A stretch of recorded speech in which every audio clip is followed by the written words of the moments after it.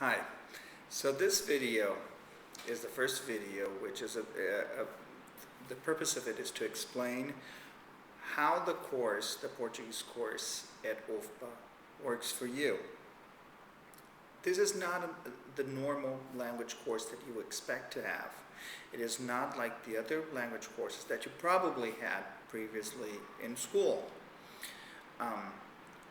The first information you need to know is that about 1/3 of the students, the PEC-G students who come to Brazil, do not pass the Celpe-bras.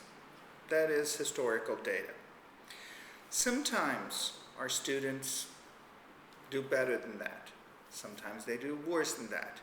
So I'm going to give you some instructions regarding how the Portuguese course here at UFPA works in order for you to organize yourself, for you to understand how the course is supposed to work, what attitude especially we expect from you, and how you can better pursue your goals. Now, first of all, keep in mind that I said that sometimes our students do better than 1/3, sometimes our students do worse than 1/3. Why is that? Well, because we can give you the tools, we can give you the opportunities. The team here at UFPA, we can give you everything you need to learn Portuguese, but we can't do the learning for you. You need to do the learning yourself. Now, you're probably coming out of school, high school, and this is probably one of your first, if not the first, but the main experience that you're having abroad in a foreign country and for an extended period of time. It's also your first university experience. This is already a university. It's a preparation for university, but it's already in a university environment. So, whatever you did in school, great, congratulations, it got you this far, but it's not enough. You have to do more, and you have to do some things differently. So first of all, we can do the language learning for you. And there's the Celpe-bras looming in October. So, it doesn't matter if you show up to class and if you do your homework and if you pass the courses ever by master, you have to pass the Celpe-bras. And so you have to do a lot more. Now, first of all, what happens with students who don't pass the Celpe-bras? Well, usually students who don't pass the Celpe-bras are students who live among their peers, among people from their own country, and they speak their language, and they're not in contact with Brazilians on a day-to-day basis. Second, the students who don't pass the Celpe-bras usually do the bare minimum. They come to class, they do their homework, and they pass the course tests, but they don't do anything else, or they do very little else. They take a lot of free time, and they stay in contact with their families and with their friends and with their loved ones in their country of origin. If you do that, there's a good chance that you're going to be among the 1/3 of the students who don't pass the Celpe-bras. So here's what we expect you to do. Take a proactive stance. What does that mean? You take every single opportunity you have to engage with Brazilians, to talk to Brazilians, to make with Brazilian friends, to read Brazilian newspapers, to watch Brazilian TV, and to use that as a tool to study. So you're going to come to class, you're going to do the homework, you're going to do the tutorias, you're going to do the monitorias, and you're going to do the tandem sessions. But it's not how much you do, it's how smart you are when you're doing what you're doing. So what I want you to do is, every day, you're in Brazil, there's Portuguese all around you. Written Portuguese, spoken Portuguese, there's television, there's people, there are people who you can talk to, there are signs, there's situations, everyday life situations, the supermarket, the bus, and so on. Do not do that with other PEC-G students who speak a language other than Portuguese. If you have a PEC-G student who lives with you and who shares those tasks with you, who speaks with you in Portuguese, that's fine. But don't do it in English, in French, or in whatever other language you speak. Do it in Portuguese every single time. Everything you do is an opportunity to learn Portuguese. Now, how do you optimize that? Have a journal. It could be an electronic journal, like a Facebook page, in Portuguese, of course. It could be a Twitter account. It could be a Word document, or it could be just a paper notebook thing. Take notes of things, new things that you've learned, new things that you've seen, new things that you've observed. Maybe it could be something that you heard somebody say, it could be something that you read somewhere, it could just be something that happened to you and you just thought it was interesting or funny or frustrating or unnerving or whatever. Take notes all the time. And every day you should write at least a paragraph about the experiences that you had. You should always do that, every single day. Keep an eye open for whatever's going on around you. Everything is a learning experience. Learn from there, not from books. Learn from there, learn from life. Life is happening all around you. You have to go to the supermarket. How come some students, those who don't pass, after 2 months living in Brazil, still don't know how to say the names of the foods that they eat every day? It doesn't make any sense. They go to the store, they go to the university restaurant, they go to all of these, they eat every day. Use eating as a learning experience. Use everything as a learning experience. And that's what you need to do. For 2 reasons. First, because you need to pass the Celpe-bras in October. And second, because passing the Celpe-bras in October is not enough.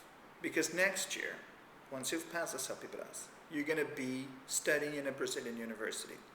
You're going to be writing papers in Portuguese. You're going to be taking tests in Portuguese. You're going to be presenting seminars in Portuguese. How are you going to do that? It's very, very difficult. I've been through that situation myself when I was an exchange student. It's very, very, very difficult. And whatever you learn in our course in the next 9 months is not going to be enough. So you have to keep this attitude throughout your stay in Brazil, that everything is a learning opportunity. Have your little notebook, write everything down, and take life as inspiration for you to learn. Be very proactive. Everything's a learning experience, all the time, every little thing. Now, the other thing is, that's not enough either. You have to do a lot of work on your own. So, one thing you've got to do is every day read something in Portuguese. At the beginning, it's going to be very simple things. These will become more interesting and more complex as you progress. But every day you should take a newspaper article or, I don't know, a recipe from a recipe book or something that you're interested in. Read it, itemize it, and then summarize it in a paragraph. That's very important because in the Celpe-bras and at university, most of the things you're going to do are going to involve writing. So you have to practice writing from the very first day and set goals for yourself. You need to work every day. You need to work at this stage of the course. You need to be thinking in Portuguese, writing in Portuguese, taking notes, talking to people, trying to absorb as much as you can, trying to think about things as much as you can, at least 4 hours a day. When we get closer to the test, it's going to have to be more. It's going to have to be 6 hours a day. And then 2 weeks before the test, it's probably going to have to be a little more too. But think about it. You use language all the time. Don't take it as a task. Take it as everyday learning. You learn new things all the time. What bus to take to school, what foods are in the menu at the university restaurant, where the classes are, and things like that. How to dress and where to buy new clothes and everything. Everything's a learning opportunity. So set goals for yourself. Either for some people it's going to be the time. So you can think about it as, okay, so besides class, I'm going to study for 4 hours a day between, I don't know, 2 and 6. Studying, meaning taking all these things that you've done, taking notes, putting them together, organizing them, writing a paragraph, things like that. Watching the soap opera, trying to make sense of it, trying to understand it, write it down.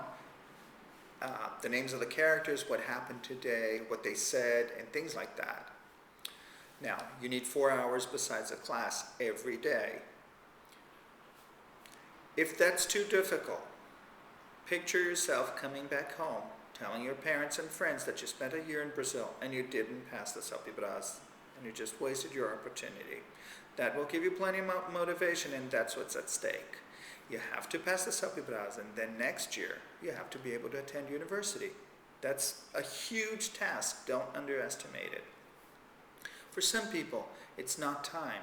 For some people, it's the number of tasks. So if you need to organize yourself, say, okay, so it's one outing, it's going to be one composition, one paragraph, one note about everyday life, one Facebook posting. Think about a goal for everyday work. That's very important, because otherwise days go by and you don't do the work. And if you don't do the work, it just doesn't get done. And then time passes, the exam comes, and you're behind. So don't fall behind. The other thing, and we're going to help you with that, is that set linguistic goals for yourself. We had students last year who, after 2 months, I tried to speak with them in Portuguese, and I asked them where they lived in Salvador, and they couldn't understand what I was saying, and they couldn't answer. That's a bad sign. After 2 months, you should know that stuff. So think about it. If you have to be able to write two compositions in 20 minutes, 2 one-page compositions in 20 minutes, and converse with an evaluator for 10 minutes about a topic of everyday life. Think about it. That's hard. So by the end of this week, can you already say what your name is, where you're from, what you do, your age, and things like that in Portuguese? You should. There should be intermediary landmarks that you have reached, and we're going to help you with that. We're also going to help you with the projects, because in the first 2 bimesters, all you're going to do is projects. And the projects are going to show you more or less what you need to do. We're going to try to help you to understand how to make everyday life situations become learning opportunities. So think about the project not as your homework. The project is what you should be doing all the time, which is to face everyday life situations and to learn from them. We're going to try to teach you how to do that, but you have to do the learning. So take the project as the way for you to develop learning strategies out of everyday life. The other thing is, we're going to give you lots of opportunities to interact with Brazilians. So there's the monitoria, there's the tutoria, and there's the tandem. Do lots of those and engage fully with those. You need to speak with Brazilians all the time, and you need to do it every day. So don't try to slack it off. Don't say, well, I'm going to go to the university Tuesdays, Thursdays, and Fridays, so I'm going to concentrate everything on those days. No, you have to work every day, so you have to come to the university on Mondays and Wednesdays to do these other things as well. Try to arrange your life so that every day there's an activity. Every day there's something to do. You leave the house every day. You're not going to learn from books. People don't learn from books. Very few people are able to do that. And you've got the language pulsating and existing all around you. So this is your task. Learn from everyday life. Be very proactive. and take in all the experiences that you have. Write things down, take notes, systematize them. Make it so that everyday life is your classroom. That's our first video. Good luck.